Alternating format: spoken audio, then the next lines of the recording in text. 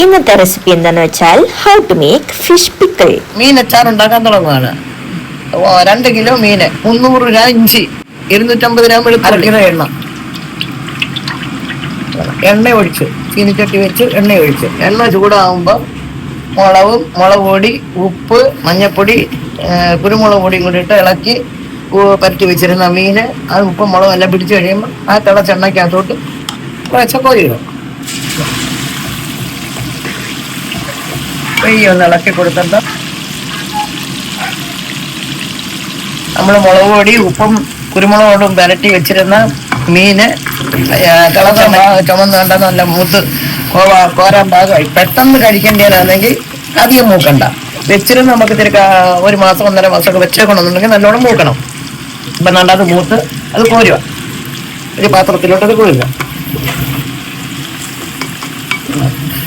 നല്ലോണം മൂത്തേണ്ട, നല്ല കളറായി, നല്ല മുളക് പൊടിയുടെയും ഉപ്പിൻ്റെയും കുരുമുളകിൻ്റെയും ഒക്കെ നല്ല കളറ് ഉണ്ടോ, നല്ല കളറായി.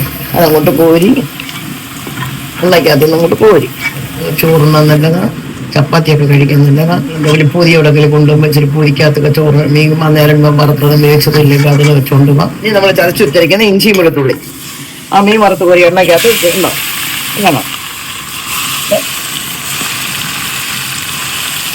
ഇഞ്ചി കൊണ്ട് വെളുത്തുള്ളിയുണ്ട്. ഇനി അത് കിടന്ന് മൂക്കണം, ഇളക്കി കൊടുക്കണം.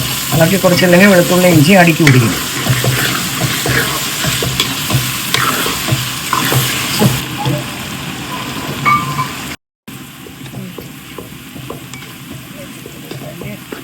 എരിയും ഒക്കെ എത്ര വേണമെന്ന് വെച്ചാൽ അതിനനുസരിച്ചുള്ള മുളക് പൊടി ഇടണം.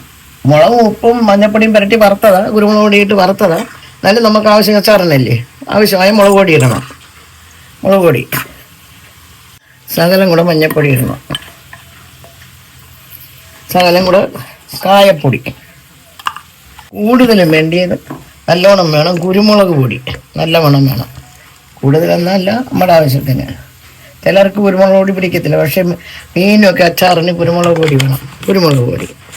ഇനി നമ്മൾ ഈ എണ്ണയ്ക്കകത്തോട്ടിട്ട് ഇതെല്ലാം കൂടെ ഒന്ന് ഇഞ്ചിയിലും വെളുത്തുള്ളിയും മൂത്തതിനകത്തോട്ടിട്ട് ഒന്ന് ഇളക്കുക. ഇളക്കി ആ മുളക് പൊടിയൊക്കെ നല്ല പാകത്തിന് ഒന്ന് ചുമക്കട്ടെ. ചുമന്ന് എണ്ണയിലാകുമ്പം പെട്ടെന്ന് ചുമക്കും. ഇളച്ചെണ്ണ മൂത്തെണ്ണയില്ലേ, ചുമന്ന് കഴിയുമ്പം നമുക്ക് മീനിന് പുളിക്ക് ആവശ്യമായ, ചിലരൊക്കെ ഈ മീൻ പുളി പുറത്ത് പിച്ചി മുറിച്ചിടും.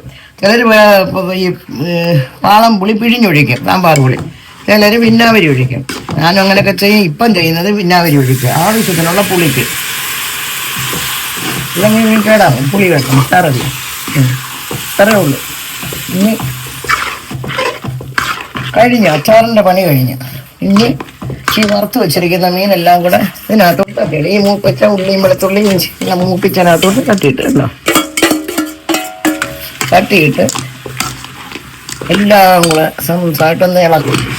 വാങ്ങി വെച്ച് കേട്ടോ, വാങ്ങി ഇപ്പുറത്തോട്ട് വെച്ചിട്ട് ഒന്ന് ഇളക്കുക. അച്ചാറ് റെഡിയായി. ഇനി തണുക്കുമ്പോൾ കോഴി കുപ്പിയിലിട്ട് കൊണ്ടുവന്നെടുക്കാം. കൂട്ടുന്നവർക്ക് അതിൻ്റെ കോരിക്കിട്ടാം. ഇത്രയേ ഉള്ളൂ കാര്യം. അങ്ങനെ നമ്മുടെ മീനച്ചാർ റെഡി. ഓക്കെ, ഇനി കോഴി കൂട്ടിക്കോളുക.